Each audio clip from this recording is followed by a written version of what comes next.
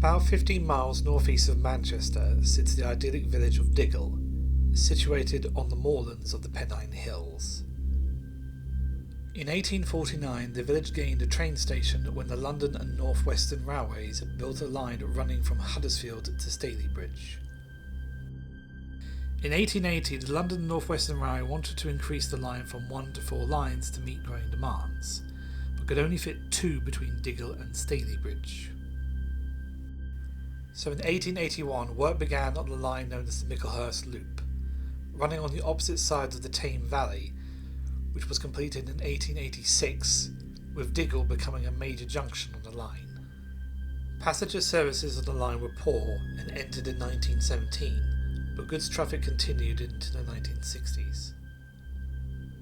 The Railways Act of 1921 saw the London and North Western Railway grouped together with 30 other companies to become the London, Midland and Scottish Railways, which took control of the line running through Diggle in 1922.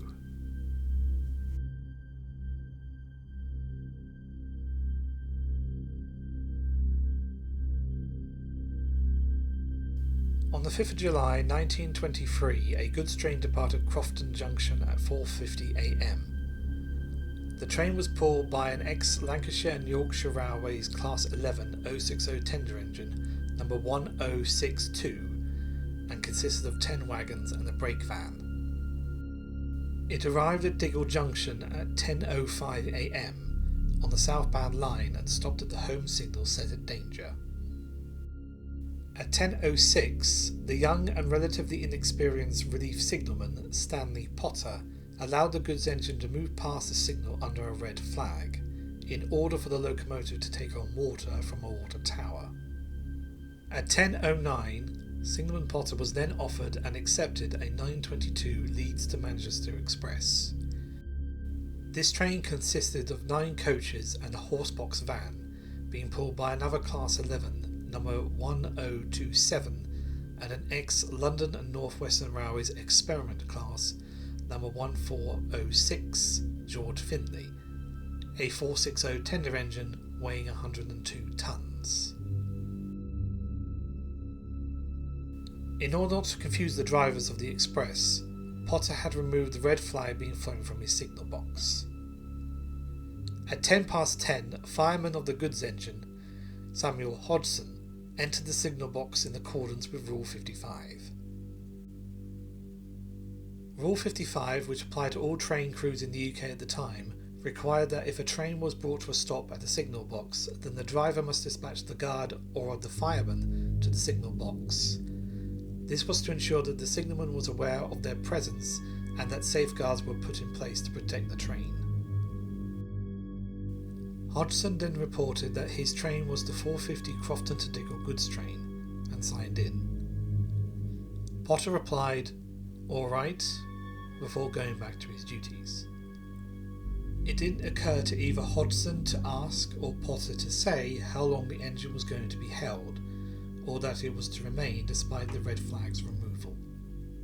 At about 10:18, goods shunter Joe Fitton, who was working in the yard, shouted, "We are ready for you to draw down," and motioned the train forward. The driver of the goods engine, James Walker, was heard to say, "They are ready for us," and proceeded to move down to commence shunting. But he had not whistled to alert the signalman that he was moving.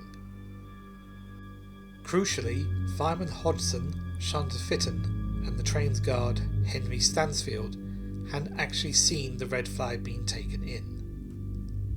Nor had they seen a green flag, but all had assumed driver Walker had been given permission to move. He had not. Signalman Potter had no idea that the train had moved. During this time he was booking up entries and receiving a local telephone call. At 10:20, on completing his duties, he turned to the front of the box and saw the 922 Express approach. At the same moment he noticed that the goods train was drawing slowly forward onto the same line. There was now nothing anyone could do to prevent what happened next. The Express, weighing in at 400 tons, collided with the goods train at an angle, striking just behind the locomotive's tender at around 20 miles per hour. which derailed with the engine carrying on for another 158 yards from the collision. The forward wagons were destroyed, and the leading express engine was turned end to end and came to rest on its side 100 yards away. The remaining engine and the coaches pushed past this and came to rest 17 yards later, also derailed with two of the coaches telescoping. The engine driver, James Walker, was killed in the collision. Fireman J. Hutchinson of the leading express engine was also killed, along with two of his passengers.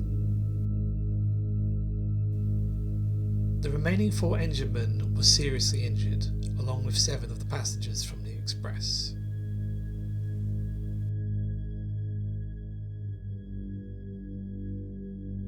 On the 8th of August 1923, a report into the collision was published by Colonel J. W. Pringle for the Ministry of Transport. In his conclusions, the main responsibility for the accident fell on driver Walker for moving his train without permission from the signalman. Signalman Potter, Goods Hunter Fitton, and the goods guard Stanfield also drew partial blame for their actions.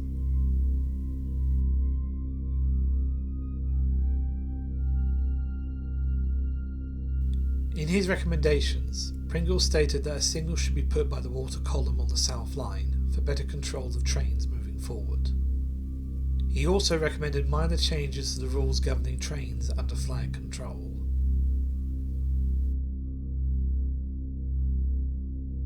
Diggle would continue as a notable junction until the Micklehurst Loop was closed to all traffic in October 3rd of 1966.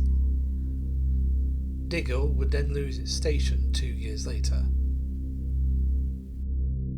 Today, the station and the yards are all but gone, with calls as recent as 2012 for its reopening. As of the time of this video, Diggle Station remains abandoned.